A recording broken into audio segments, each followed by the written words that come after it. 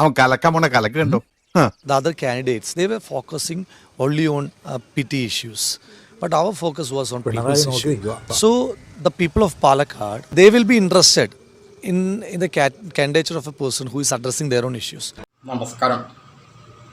രാഹുൽ മാക്കൂട്ടത്തിൻ്റെ കേസുകളെ പറ്റി നമ്മൾ കഴിഞ്ഞ ദിവസം ഒരു വീഡിയോ ചെയ്തിരുന്നു.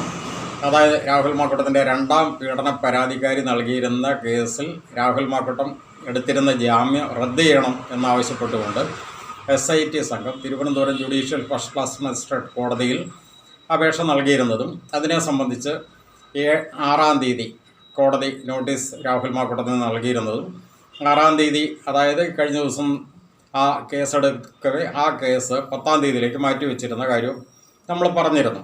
കാരണം അത് മാധ്യമങ്ങളിലൊരു വാർത്തയാക്കാണല്ലോ. സ്വാഭാവികമായിട്ടും മാധ്യമങ്ങൾക്ക് എന്തെങ്കിലുമൊക്കെ കഷ്ണങ്ങൾ ഇങ്ങനെ ഇട്ട് കൊടുത്തുകൊണ്ടിരിക്കുക എന്നുള്ളത് ഈ SSPയുടെ അതായത് നമ്മൾ നേരത്തെ തന്നെ പറഞ്ഞിരുന്നത് രാഹുൽ മാക്കൂട്ടത്തിൻ്റെ വിഷയമായിട്ട് ബന്ധപ്പെട്ട് രാഹുൽ മാക്കൂട്ടത്തിനെതിരെ എടുക്കുന്ന നടപടികൾ അത് ഈ SSP എന്ന ഒരു ഫോക്കസിൻ്റെ ഭാഗമായിട്ടുള്ള പ്രവർത്തനങ്ങളാണ് എന്നുള്ളത് നമ്മൾ കൃത്യമായിട്ടും തുടക്കം പോലെ പറഞ്ഞിരുന്നൊരു കാര്യം തന്നെയാണ്.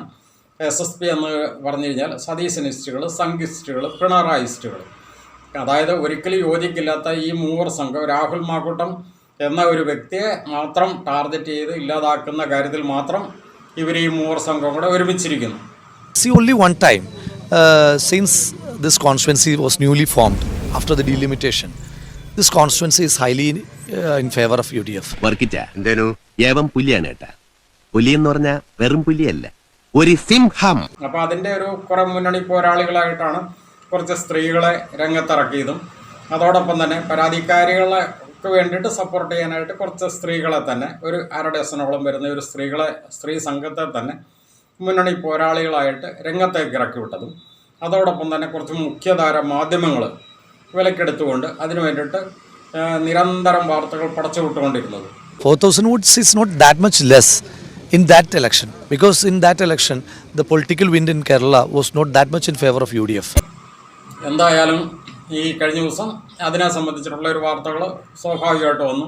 ഇന്നിപ്പോൾ പുതിയൊരു സംഭവം കൂടെ ഉരുത്തിരിഞ്ഞു വരുന്നുണ്ട്.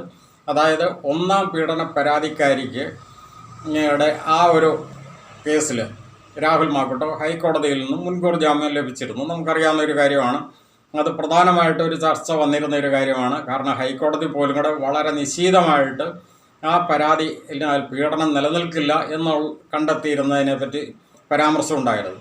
എന്താണെങ്കിലും ഇപ്പോൾ 1-ാം പീഡന പരാതിക്കാരി സുപ്രീം കോടതിയിലേക്ക് പോയിരിക്കുന്നു. Hadn't succeeded, somebody else around the same time with the advantages of modern communications and so on would have. We have the coast on one side and the hills on the other. അതായത് രാഹുൽ മാക്കൂട്ടത്തിൻ്റെ ഈ 1-ാം പീഡന പരാതിയിൽ നൽകിയിരുന്ന ജാമ്യം റദ്ദ് ചെയ്യണം എന്ന് ആവശ്യപ്പെട്ടുകൊണ്ടാണ് 1-ാം പീഡന പരാതിക്കാരി ഇപ്പോൾ സുപ്രീം കോടതിയിലേക്ക് പോയിരിക്കുന്നത്. സുപ്രീം കോടതിയിൽ ആ കേസ് നിലനിൽക്കുമായിട്ടോ അല്ലെങ്കിൽ സുപ്രീം കോടതി ആ കേസ് പരിഗണിക്കുമായിട്ടോ ഉള്ളതല്ല. പക്ഷേ എങ്കിൽ പോലും കൂടെ അങ്ങനെ ഒരു കേസ് അങ്ങനെ നിലനിൽക്കുന്നു അല്ലെങ്കിൽ ഒരു കേസുണ്ട് എന്നുള്ള വാർത്തകളിൽ നിറഞ്ഞു നിൽക്കുന്നതിന് വേണ്ടിയിട്ട് ഈ SSPയുടെ മറ്റൊരു ഹിഡൻ അജണ്ടയുടെ ഭാഗം അങ്ങനെ തന്നെ നമുക്കിപ്പോൾ അതിനെ കാണാനായിട്ട് സാധിക്കുള്ളൂ. സുപ്രീം കോടതിയിലേക്ക് അവർക്ക് പോകുന്നതിന് യാതൊരുവിധ നിയമ തടസ്സങ്ങളുമില്ല. പക്ഷേ അവരതിനകത്ത് പറഞ്ഞിരിക്കുന്ന മറ്റൊരു കാര്യമാണ് ഇതിനകത്ത് ഏറ്റവും ഒന്ന് എടുത്തു പറയേണ്ടത്. അതായത് നമുക്കൊക്കെ വളരെ ഒരു പരിഹാസമായിട്ട് തന്നെ, അതായത് ഹൈക്കോടതി ഈ ജാമ്യ ഹർജി പരിഗണിച്ചിരുന്ന സാഹചര്യത്തിൽ ഒരു മിനി ട്രയൽ നടത്തിയിരുന്നു എന്നുള്ളതാണ്. നമ്മളൊന്ന് ആലോചിച്ച് നോക്കണം. സ്വാഭാവികമായിട്ടും ഒരു കോടതി അത് ജാമ്യമാണെങ്കിൽ പോലും കേസിനെ സംബന്ധിച്ചിട്ടുള്ള കാര്യങ്ങളാണെങ്കിൽ പോലും കൂടെ പരമാവധി കണ്ടൻറ്റ് കോടതികളുടെ മുന്നിൽ ലഭ്യമായിരിക്കുന്ന പരമാവധി തെളിവുകൾ വെച്ച് കോടതി അത് സൂക്ഷ്മമായിട്ട് പരിശോധിച്ചതിന് ശേഷമാണ് കോടതി ഒരു തീരുമാനങ്ങളിലേക്ക് എത്തുന്നത്. അപ്പോൾ സ്വാഭാവികമായിട്ട് നമുക്കറിയാം ഈ 1-ാം പീഡന പരാതിക്കാരിയുടെ ആ ഒരു വിഷയവുമായിട്ട് ബന്ധപ്പെട്ട് ഹൈക്കോടതിയിൽ ജാമ്യം വന്നപ്പോൾ സ്വാഭാവികമായിട്ടും ആ ജാമ്യത്തെപ്പറ്റി അതിശക്തമായ വാദപ്രതിവാദങ്ങൾ നടന്നിരുന്നതൊക്കെ നമ്മൾ നേരത്തെ തന്നെ പറഞ്ഞിരുന്ന ഒരു കാര്യമാണ്. കാരണം DGP വരെ നേരിട്ട് ഹൈക്കോടതിയിൽ വന്ന ഈ പ്രോസിക്യൂഷന് വേണ്ടിയിട്ട് അതായത് രാഹുൽ മാക്കൂട്ടത്തിന് ജാമ്യം നൽകരുത് എന്ന് ആവശ്യപ്പെട്ടുകൊണ്ട് വാദിച്ചിരുന്ന കാര്യങ്ങളൊക്കെ നമ്മൾ നേരത്തെ തന്നെ പറഞ്ഞിരുന്ന ഒരു കാര്യമാണ്. അപ്പോൾ അത്തരം സാഹചര്യങ്ങളിൽ കോടതി കൃത്യമായിട്ട് അതിൻ്റെ ആ നാൾ വഴികളും കോടതിയിൽ ലഭ്യമായിട്ടുള്ള കാര്യങ്ങൾ കൃത്യമായിട്ട് പരിശോധിച്ചിരുന്നു. ആ പരിശോധിച്ചിരുന്നതിൻ്റെ ഫലമായിട്ട് കൂടിയാണ് കോടതി കാര്യങ്ങൾ കണ്ടെത്തിയിരുന്നതും കോടതി അത് പൊതുസമൂഹത്തിലേക്ക് പറഞ്ഞിരുന്നതും. ഇതുപോലെ ഇനി എത്ര എണ്ണം ഉണ്ട്? കുറെ എണ്ണുണ്ട്, ഒരു വിവരമില്ല. DGP വരെ ഹൈക്കോടതിയിൽ വന്ന് ജാമ്യം റദ്ദാക്കണം എന്നാവശ്യപ്പെട്ടുകൊണ്ട് അതിശക്തമായിട്ട് വാദം ഉന്നയിക്കുമ്പോൾ സ്വാഭാവികമായിട്ട് കോടതിക്ക് ലഭ്യമായിരിക്കുന്ന എവിഡൻസുകളുടെ ബേസ് ചെയ്തുകൊണ്ട് അത്തരം കാര്യങ്ങൾ വളരെ വിശദമായിട്ട് പരിശോധിക്കുകയും ആ പരിശോധനയുടെ അടിസ്ഥാനത്തിൽ മാത്രമേ ഹൈക്കോടതികളാണെങ്കിലും ഏത് കോടതികളാണെങ്കിലും ശരി കൃത്യമായിട്ടും ഒരു നിലപാടുകളിലേക്ക് എത്തുള്ളൂ. ആ ഒരു സാഹചര്യത്തിൽ തന്നെയാണ് രാഹുൽ മാങ്കൂട്ടത്തിന് ജാമ്യം അനുവദിച്ചുകൊണ്ട് ഹൈക്കോടതി കൃത്യമായിട്ട് ഒരു ഉത്തരവ് പുറപ്പെടുവിച്ചിട്ടുള്ളതും. അപ്പോൾ ആ ഉത്തരവിനകത്ത് തന്നെ വളരെ വ്യക്തമായിട്ട് ഈ കേസിൻ്റെ ഒരു നാൾ വഴികൾ അല്ലെങ്കിൽ കേസിനകത്ത് എന്താണ് സംഭവിച്ചിരിക്കുന്നത് എന്നുള്ളത് പൊതുസമൂഹത്തിന് മനസ്സിലാക്കാനും സാധിച്ചു.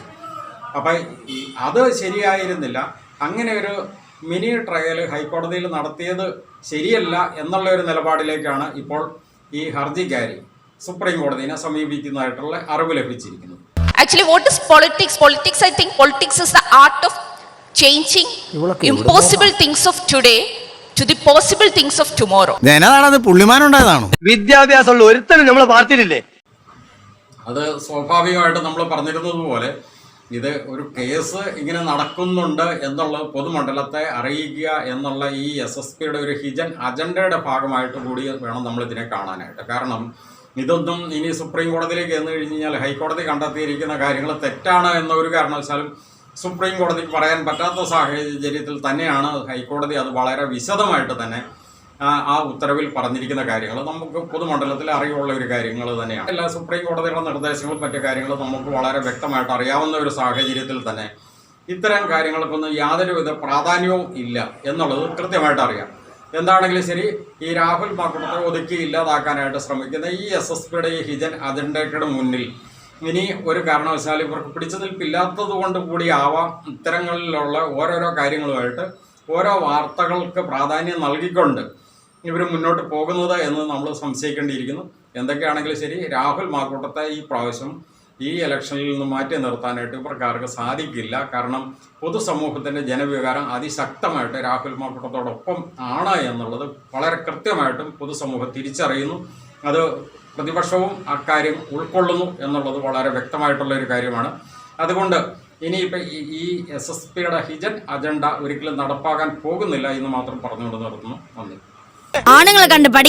In that context, I am very much confident, and also Palakkad is having a strong foundation of secularism.